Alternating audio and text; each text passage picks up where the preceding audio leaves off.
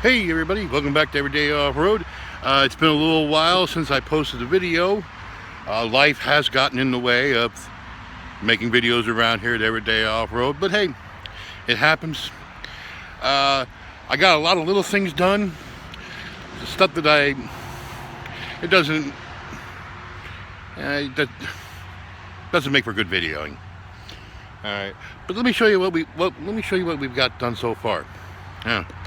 Let me get you guys spun around here.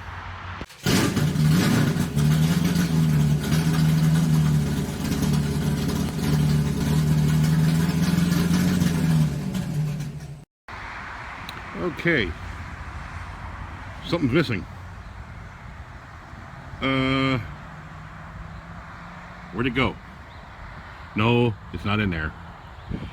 It is moved though, all the way over here. I made up a little cart using some angle iron bolted to the cross member, to the motor mounts. I needed enough to move out of the way, so when it comes time to pull this motor and trans and subframe, I just have to lift the Firebird up, drop it to the ground, drop the engine cradle to the ground, and move him out. It will be dismantled here, and it will disappear like everything else around here. You notice up here we got our axle, our front axle, sitting on our horses, ready to get worked on. Got all my jack stands back. We have been working on the Firebird on and off, little stuff.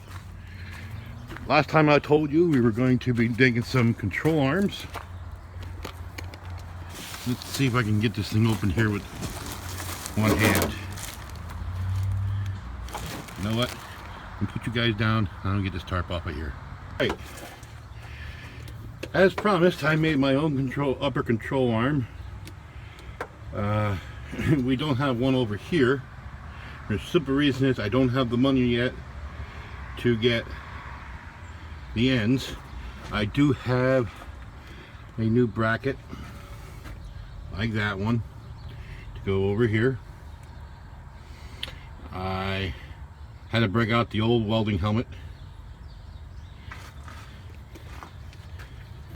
We still have our ratchet strap in there to center our axle until such a time as I get that control arm on.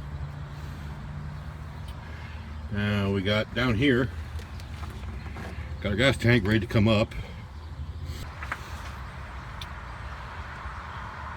I had decided I will be making this style adjustable control arm for down here.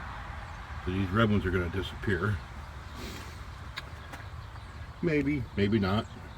Maybe I can do something with those depending on what the tubing looks like when I cut into it. And once I can get that control arm on, we will be starting to box this all in.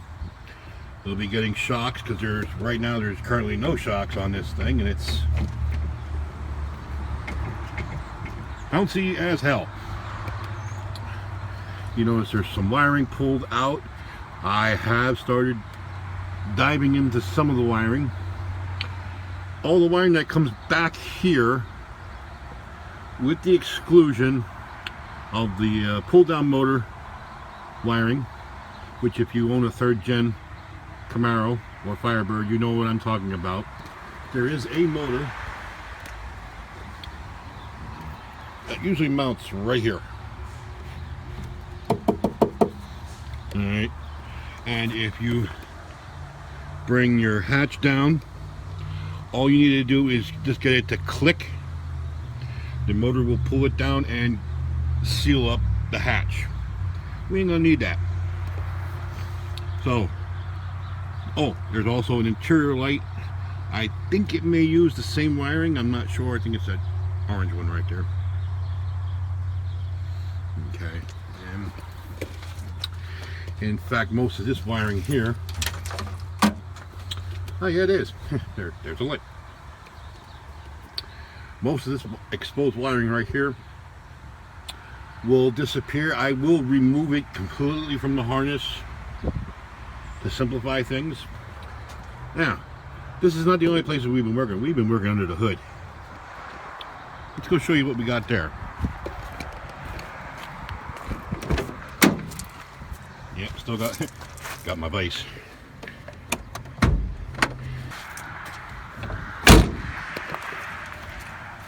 And like I said, there's a lot of wiring that's going to disappear. Let me show you.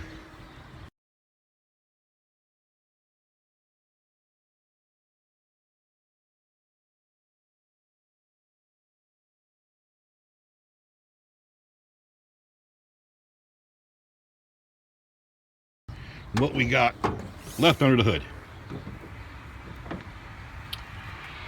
Holy! Lot gone. Lot gone. We are trying to lighten this load, so when it goes down, we don't have much weight to deal with. Here's my problem I'm going to have with this radiator. Well, first off, it ain't there. But this engine bay was designed for an 8-cylinder, a V8, not an inline 6. That inline 6 over there is a lot longer than the V8 that would fit in here. This is only a little V6. And you're saying, wow, there's all this room up here. Yeah. That's because there's only 3 cylinders deep over here. Add another 3, which brings us out to about that sway bar.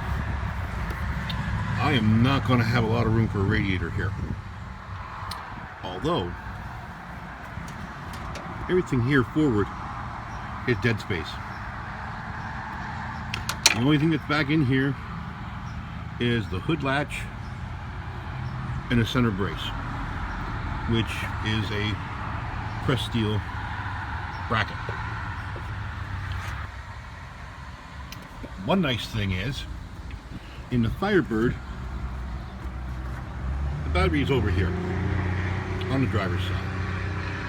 This battery tray, well, it's an 85 Jbird battery tray. So as you can guess, if I took this battery out, I can see my boots. We need to move that battery over here.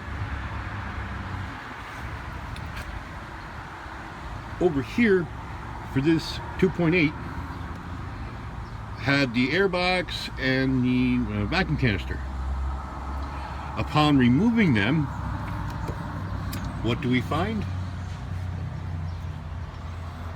A battery tray. I found out the V8 version of this engine compartment, the battery's over here. So we have a battery tray. Ow, sun's here. I'm kind of like between thunderstorms right now. All right, it just stopped raining, so I'm trying to get this out as best as I can. One of the problems we're going to end up having to deal with is mounting the front control arms. I will be using a long arm style upper control arm, which I will get into a little further later. There is, I believe it's Summit, has a unibody frame stiffener that bolts to the original control arm mount, and it's supposed to bolt in around and basically skirt the rocker. I am planning on getting a set of them and weld them in and make a permanent mounting location back here for our front control arms. Yes, I know I have a lot of things laying underneath there. The storm just passed. I had to go grab a whole pile of stuff that flew around here.